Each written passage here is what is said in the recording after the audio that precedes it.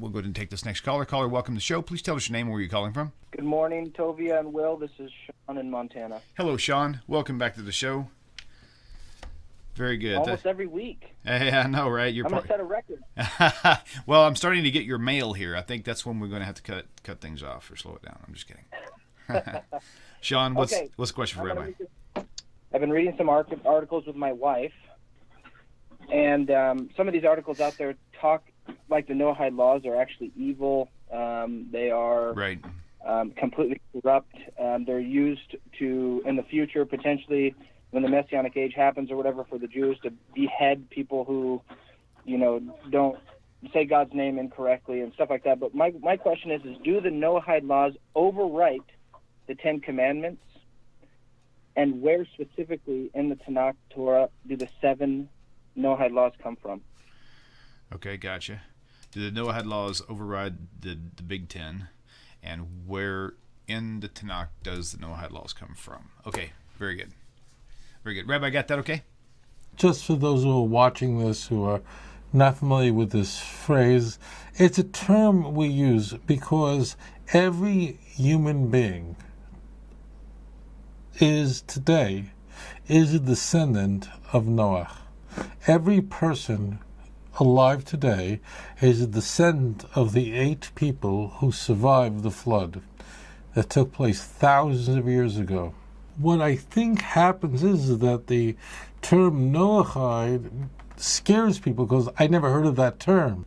Usually people use these terms and people go, we don't believe in Noachide.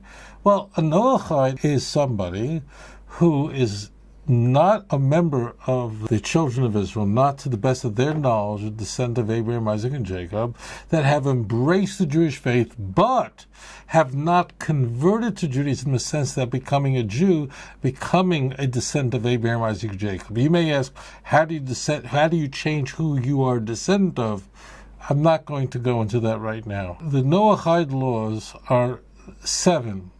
The number 1 and most important is the prohibition against blasphemy, and its corollary that every person is created in the image of God and must worship God. In fact, all the Noachide laws, a person must observe them because the God of Abraham, Isaac, and Jacob commanded that person to do that. Now, such a person has a place in the world to come. The calling to worship God and submit to God is made all over the Jewish scriptures long before Mount Sinai.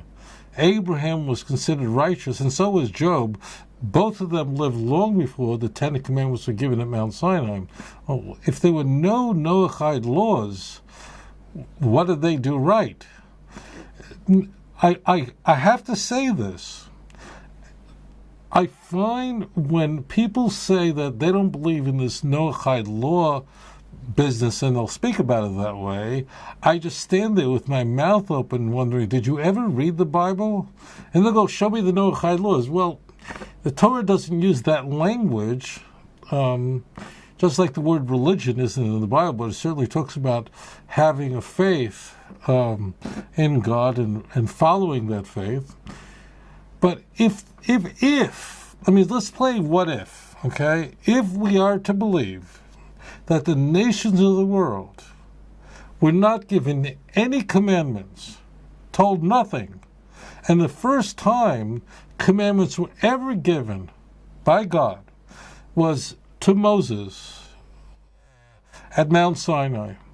If that's the first time, then I need you to explain to me what exactly did Cain do wrong. That means he was never told not to murder. Moreover, how do you explain Genesis 6? Genesis 6 is an explanation, essentially, of why God would destroy the world, because they were sinful. They were in rebellion against God. They had committed these horrific sins, not only denying God, but they were engaged in rape, forcing women to bear their children, theft, destruction. What was wrong with this? What did the people of Sodom do wrong? That means think, my friends, think. Incidentally, one of the prohibitions, the 7 laws, that means what I think people who say, I don't believe in Noachide these Noachide laws is they're going, it just sounds strange to me. I'm not seeing that phrase. And I grant it, they're not. They may come from a Christian world, they're not aware of it, not familiar with it. But just forget the linguistics and just ask yourself, are you saying that prior to the giving of the Torah at Mount Sinai, or prior to Exodus 12, where we encounter Moses telling the Jews that they have to, about the Rosh Chodesh, and by the way, Chodesh Tov, because now we're going into the final month of the year, Adar, this evening for me here in Indonesia. It means if you're saying that no commandments were given to the nations of the world, that the nations had no commandments, that I need you to explain to me why God would bring the flood. That means God punished people for violating the commandments that they were never warned about. They would just go, I didn't know you're not supposed to do that.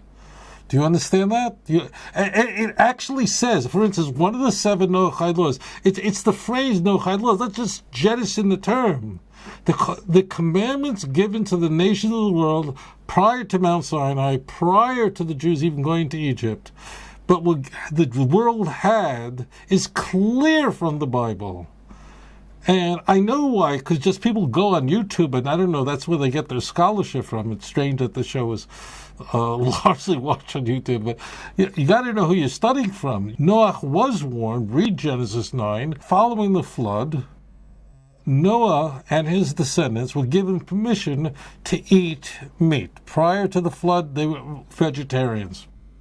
And it specifically says there that they are forbidden to eat the flesh of a living animal. That's one of the 7 Noachide laws. So I don't know what you're talking about when you say there were no Noachide laws. If there were no Noachide laws, I need you to explain to me what Job did that was righteous. I need you to explain to me what the world did wrong if they weren't warned. There can't be punishment if people weren't aware that there's something wrong with this sort of behavior. The answer is obvious that the nations of the world had al pi Kabbalah, which means they had already received it going back all the way back to Adam, that there was a way that God wanted the people of the world to live, and that murder was unacceptable and theft was unacceptable, and that immoral life was unacceptable. If it wasn't unacceptable, I need you to tell me what exactly the people of Sodom did wrong. That means if God never said a word of how to live your life, if there were no laws prior to Mount Sinai, I need somebody to tell me, to explain the end of Genesis 18 and the entire chapter 19. I want to know what Sodom did wrong. Because the people of Sodom will go, did we do something wrong? Were we told to do something differently? When Abraham bargained with God, in a sense, pleaded with God, perhaps there are 50 righteous people, 40 righteous people in the city. What would have made someone righteous? What commandments would they have been keeping, observing, if there were no laws prior to Mount Sinai? You can't believe this. The people who say, I don't believe in Noachide laws, I think are probably really good people, and they just think the term comes from the Talmud, which it does, and they think therefore it's rabbinic Judaism and it's not biblically based. And they're told this by their pastor, or they're watching people who really just don't know Scripture. And look, what did I say to you on this broadcast? What is there anything I said to you that a 7-year-old who's raised in a religious home, a Bible-believing home, would find surprising? No. There would be no reason what Sodom wanted to... for instance, one of the prohibitions, one of the commandments is for any child of God is to live a moral life.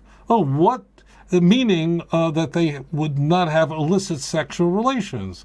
Well, I want to know what was wrong with Sodom. Why was homosexuality, what was wrong with it, if no one said anything about it? It should be stated, incidentally, that when we talk about 7 laws, I must state it because this will not be understood. These are 7 categories of laws. So there are, when, for instance, the commandment to abstain from living an immoral life personally, there's a whole wide range of relationships. There's actually 19 relationships that are forbidden. It's not, you can't sleep with your sister. Incest is forbidden to any person because every person is created in the image of God. So people who say there aren't Noachide laws, I know why you're saying it. You're not a bad person. You've probably been told that, but you'd have to answer the question of what did anybody do wrong prior to giving the Torah at Mount Sinai? And they clearly did, and they would be punished for something. And no one would be punished for violating commandment that they were never given. Okay? But what I think is the barrier is they're hearing the term Noachide laws, which they're not familiar with, and they're going, oh, this is something the rabbis concocted. Now, where does that come from? Well, that comes from all the propaganda that the Messianic movement, which is probably the only religion, it's a Christian, the Messianic movement is a machination of Christianity. It's probably the only movement that actually only keeps rabbinic laws and doesn't keep scriptural laws. But because of this, you're constantly bombarded with the rabbis invented stuff and invented traditions. You've just been bombarded with this for 30 years. You really believe that. And we're all stupid. So you then hear the word Noachide laws. It is true that those words are not found in the Jewish Bible. The reason why the term Noachide laws were adopted is because we're all the sons of Noach. You call it anything you want to. You might ask the question, why are they not called the laws of Adam? Well, there is a reason for that, and that is Adam's sons married their sisters. Okay? God gave Adam, so therefore now, why did God arrange the world that way? Loma nivra odam yichidi. Why did God start the world with just one man and one woman, necessitating that the first generation were brothers and sisters who would then produce offspring? That's beyond the scope of this show. It's a fascinating question of why God would want to start the world with one couple. But the point is clear that the first generation, in order for God to make sure that there was only one man and one woman, therefore the first generation, the subsequent generation, the sons were marrying their sisters, which is a violation of Noachide laws, but subsequent generations that would come to an end. That's why they're called Noachide laws, because we're all descended of Noach. Adon olam asher malach בטרם כל יציר נברא ועת נעשה בחפצו כל אזי מלך שמו נקרא ואחרי ככלות הכל לבדו ימלוך נוער והוא היה